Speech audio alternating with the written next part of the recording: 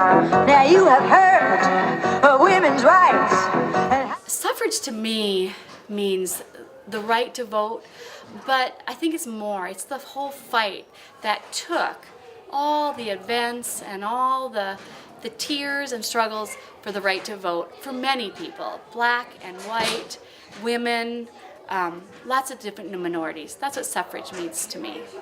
In the word suffragette, it has the word suffer, suffering, is rage, raging, et, which means girl, suffering, raging girl. I think one of the most difficult things is that they weren't being taken serious. That I think the fact that they were teased and that the law wouldn't work for them. The law was used against them, and I think that was the most difficult part. Being a woman, have you ever undergone suffering, rage? Yes, being a woman was difficult.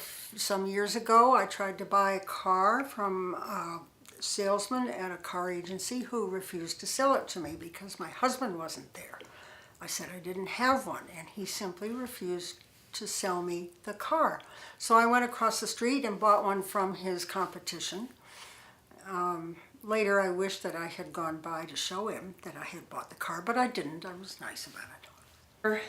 When I had gotten out of the Army recently, and I was interviewing with police departments. I'd worked extraordinarily hard to get myself ready physically and emotionally and mentally for the testing, and the interviewing process was pretty rigorous. You'd have to interview with a board of people who were at the same time finding out what you knew and how you would react, and generally trying to upset you to see if you could stay calm. And I went to the interview. I did a very good job. I just knew it in my heart. And I walked out feeling pretty good. And I knew somebody who knew one of the interviewers. And they brought up the interview a couple days later and said, yeah, I spoke to, the gentleman that you had interviewed with. And I said, oh, wonderful. How did they think I did? And he smiled and he said, well, he said he thought you were very attractive. I think in a high school environment where there are lots of people who don't really appreciate women coming into their power. And I sat and I processed that for a few minutes, and I asked him, I said, well, what has that got to do with how well I would do as a police officer? And the response was, well, gee, I don't know.